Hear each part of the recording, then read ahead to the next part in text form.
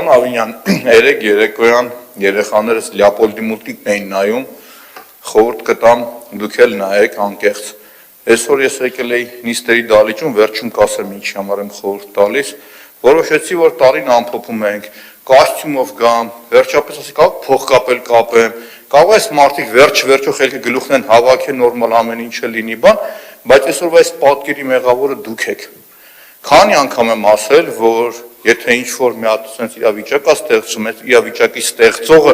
իշխանությունն է։ Եվ այսօր հերիք չի ստեղծողը դուք եք այդ իրավիճակի, այդ բոցը գցողնել եք դուք էլի։ Շատ լավ գիտակցելով էլի, որ դիմացը մարդիկ են, որ մեկը ասեք 15-ը հետ եք ստանալու։ Մի արեք այդպես բաներ։ Պարոն Խաչատրյան, այս տեմպերով որ շարունակեք, ձեզ աղջիկ չեն տա։ Երբ որ խոսում եք մանկապարտեզից, Իմիջիալից 3-4 օրը Կիլիկիայի մանկապարտեզի բացմանն էի։ Պրոստը ձեզ չտեսա, այդ ինչ ֆենոմենալ լուսավոր փողոցով թույն մանկապարտեզ էր։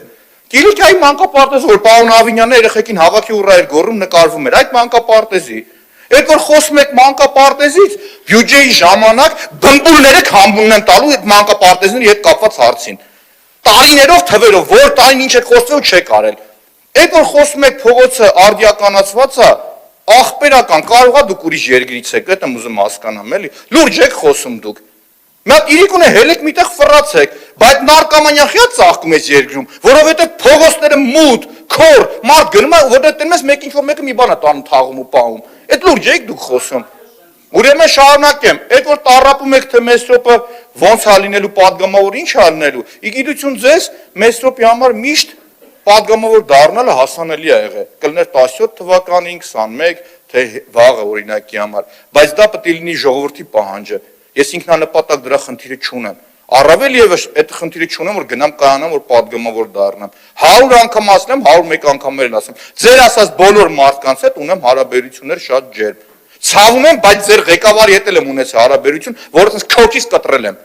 Հասկացաք ինձ։ Ու երբևիցե տարբերություն ձեզ ես չեմ խուսափեի հարաբերություններից։ Լավ էլի ամուտ է, տես բաներ մի խոսած, քանի անգամ ասեմ, իմ անձի այդ բանն եք ասել, հա ասում եք հակարա, հա իմիջիալից են 105 մանկապարտեզի բացմանը երբ եք ընձի կանչել։ Հե? Երբ չի կարելի էլի ժողովուրդ։ Պարոն Ավինյան, հետ վերադառնամ Լեոպոլդի մուլտիկին, էլի այդ մուլտիկի մեջ ասում է, «Ребята, давайте жить дружно», էլի։